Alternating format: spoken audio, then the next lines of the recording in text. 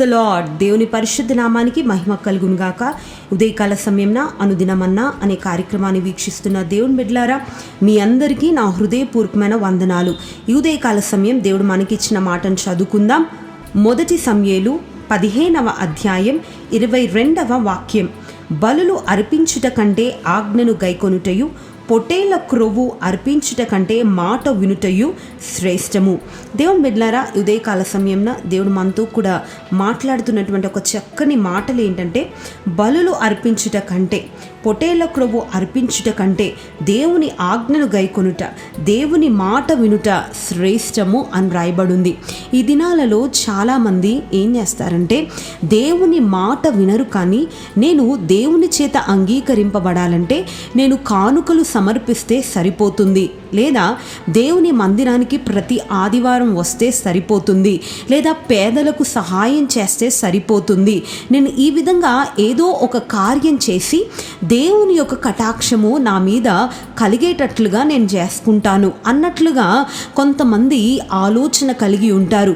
నేను లక్షలాది రూపాయలు దేవునికి సమర్పిస్తే దేవుడు నన్ను బట్టి ఆనందిస్తాడు, నేను ఇంకా దేవునికి ఏమి చేయకపోయినా పర్వాలేదు, నేను ఈ విధంగా నా కానుకలు సమర్పించుకుంటే చాలు, నా యొక్క పాపాలు క్షమించబడతాయి అన్న ఆలోచనలు కొంతమంది కలిగి ఉంటారు.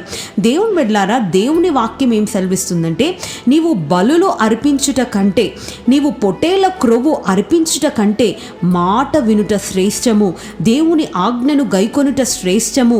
అదే దేవుడికి కావలసింది. దేవుని మాట వినే వారినే దేవుడు లక్ష్యం ఉంచుతాడు. నిజంగా ఆయన ఆజ్ఞల మార్గంన నడిచే వారినే ఆయన దృష్టిస్తాడు అని ఉదయకాల సమయంలో దేవుడు మాట్లాడుతున్నాడు. దేవుని బిడ్డలారా, మనం ఏం చేస్తూ ఉంటామంటే, దేవుని సన్నిధానానికి వస్తాం కానీ దేవుని మాటను అశ్రద్ధ చేస్తాం. దేవుని మాటకు మనము నిర్లక్ష్య వైఖరిని చూపిస్తూ ఉంటాం. దేవుని బిడ్డలారా, ఆయన నీతో ఏదైతే మాట్లాడుతున్నాడో దానిని బట్టి నువ్వు జీవించగలిగితే తప్పక దేవుని యొక్క కనికరము, దేవుని యొక్క కటాక్షము నీ మీదికి దిగి వస్తుంది.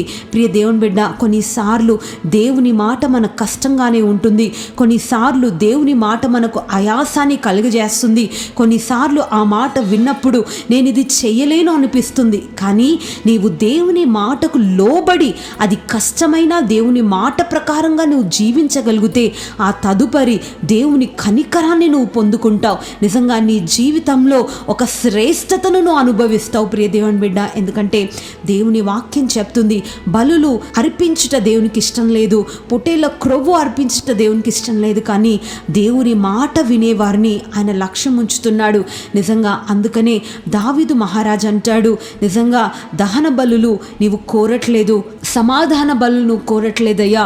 ఒకవేళ బలులు నువ్వు కోరితే నేను బలులు అర్పించేవాడిని, కానీ నీవు హృదయ అంతరంగంలో విరిగి నలిగిన మనస్సును నువ్వు కోరుతున్నావు, విరిగి నలిగిన హృదయాన్ని నువ్వు లక్ష్యం చేస్తున్నావయ్యా అంటున్నాడు. ప్రియ దేవుని బిడ్డ, నిజమే, మన దేవుడు బలులు కోరుకునే దేవుడు కాదు. మన దేవుడు మనం ఇచ్చే కానుకలను ఆశించే దేవుడు కాదు. ప్రియ దేవుని బిడ్డ, ఆయన నీ హృదయ అంతరంగాన్ని కోరుతున్న దేవుడు. నిజంగా ఆయన మాటకు నువ్వు లోబడుతున్నావా, ఆయన చెప్పినట్లు నువ్వు చేస్తున్నావా అన్నదే ఆయన చూస్తూ ఉన్నాడు. ప్రియ దేవుని బిడ్డ, ఇంతవరకు దేవుని మాటకు నువ్వు నిర్లక్ష్యం చూపిస్తే, ఇంతవరకు ఆయన చెప్పినట్లు చేయలేని పరిస్థితిలో నీవు ఉన్నట్లయితే, ఇక మీదటనైనా ప్రభా నీ వాక్యానుసారంగా నేను జీవిస్తానయ్యా, అది కొంచెం కష్టమైనా నేను దాని ప్రకారంగా జీవించుటకు ప్రయాసపడతానయ్యా అని తీర్మానం చేసుకుందామండి. నిజంగా దేవుని మాట జీవం కలిగిన మాట, దేవుని మాట మనల్ని నిత్య జీవానికి నడిపించే మాట. కాబట్టి ఆయన మాటకు ప్రాముఖ్యత ఇద్దాం ప్రియ దేవుని బిడ్డ.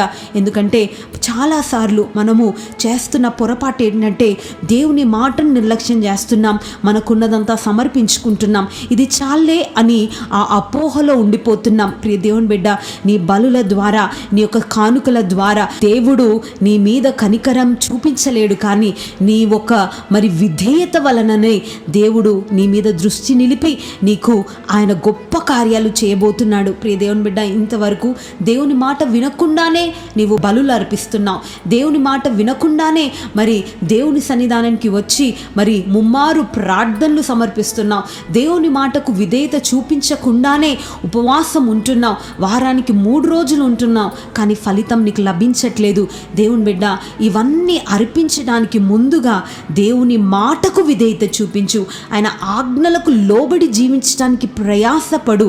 ఆ తదుపరి నీ జీవితంలో జరిగే కార్యాలు చాలా ఆశ్చర్యకరంగా ఉంటాయి. కాబట్టి ఉదయకాల సమయంలో దేవుని మాటకు మనం లోబడదాం. బైబిల్ గ్రంథములో యోనా దేవుని మాటకు వ్యతిరేకంగా దేవుడు చెప్పిన పట్టణానికి కాక మరి నినివే కాకుండా తర్షీష్కు వెళ్ళాడు.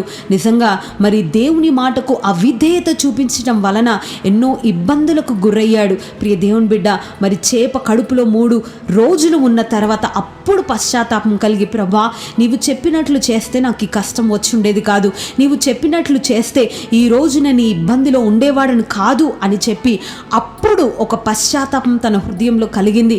ఆ తరువాత దేవుడు చెప్పినట్లుగా చేశాడు. నిజంగా ఆ యొక్క మరి నినివే ప్రాంతానికి ఒక గొప్ప రక్షణ కలిగింది. లోబడనొల్లని ప్రజలు అనుకున్నాడు, అక్కడికి వెళ్తే నాకు హాని కలుగుతుందేమో, అక్కడ ఎవరు నా మాట వినరేమో అనుకొని తను దేవుని మాటకు అశ్రద్ధ చూపించాడు. కానీ ఎప్పుడైతే తాను అశ్రద్ధ చూపించిన తరువాత తాను కలిగినటువంటి నష్టాన్ని బట్టి, నిజంగా ప్రభా నీ మాట వినుంటే నాకు ఈ నష్టం వచ్చేది కాదు, నీ మాట వినుంటే నా ద్వారా ఇతరులు నష్టపోయేవారు కాదు అని తన తప్పు తాను తెలుసుకొని దేవుని మాటకు విధేయత చూపించాడు. నిజంగా కష్టమైన ఆ భారాన్ని భరించాడు. దేవుని బిడ్డలారా, గొప్ప ఆశీర్వాదాన్ని తను చెవి చూడగలిగాడు. తన యొక్క వాక్య ఉపదేశం ద్వారా, తన నోటి మాట ద్వారా, తన ప్రవచన వాక్కుల ద్వారా ఆ నినివే పట్టణపు రాజు మాత్రమే కాదు, ప్రజలందరూ కూడా దేవుని వైపు త్రిప్పబడగలిగారు. దేవుని బిడ్డలారా, కొన్నిసార్లు దేవుని మాటని కష్టంగా ఉండొచ్చు, కొన్నిసార్లు అది కఠినంగా ఉండొచ్చు, కొన్నిసార్లు అది మరి చెయ్యలేను, నాకు వల్ల కాదు అన్నట్లుగా నీకు అనిపించవచ్చు. కానీ నీవు లోబడి కష్టమైనా నువ్వు చేయగలిగితే దానిని సులువుగా మారుస్తాడు. ఎందుకంటే నా కాడి సులువుగాను తేలికగాను ఉందని చెప్తున్నాడు. ప్రియ దేవుని బిడ్డ, అది భారమని నీవు అనుకుంటున్నావా? ఇంతవరకు అది కష్టమని నువ్వు అనుకుంటున్నావా? దేవుని వద్దకు రా. ఆ కష్టమైన కాడిని దేవుడు సులువుగా మార్చి మీ ద్వారా గొప్ప కార్యాలు దేవుడు చేయబోతున్నాడు. ప్రియ దేవుని బిడ్డ, ఇక మీదట దేవుని మాటకు లోబడి జీవిద్దాం. ఆయన యొక్క కార్యాలు మన జీవితంలో అనుభవిద్దాం. ప్రార్థన. ప్రేమ కలిగిన దేవా, పరిశుద్ధుడా, మీకు స్తోత్రములు. బలులు అర్పించుట కంటే, అయ్యా పొటేళ్ల రక్తం అర్పించుట కంటే ఆజ్ఞలు గైకొనుట, మాట వినుట శ్రేష్టమన్నావు. ఈ ఉదయకాల సమయంలో ఎంతమంది అయితే మీ మాటను నిర్లక్ష్యం చేశారో, ఎంతమంది అయితే మీ మాటకు అవిధేయత చూపించారో, ఎంతమంది అయితే ఇది నేను చెయ్యలేనని అయ్యా మీ మాటను తప్పించారో, వారందరినీ ప్రభా మీరు దర్శించి మీ మాట వినేటట్లుగా చేసి, మీ మాటకు లోబడి మీ ఆజ్ఞల జాడలో నడుచుకున్నట్లుగా, మీ కటాక్షాన్ని మేమందరం పొందుకున్నట్లుగా మీరు సహాయము చేయమని యేసు నామాన్ని అడిగి వేడుకుంటున్నాను తండ్రి. ఆమేన్.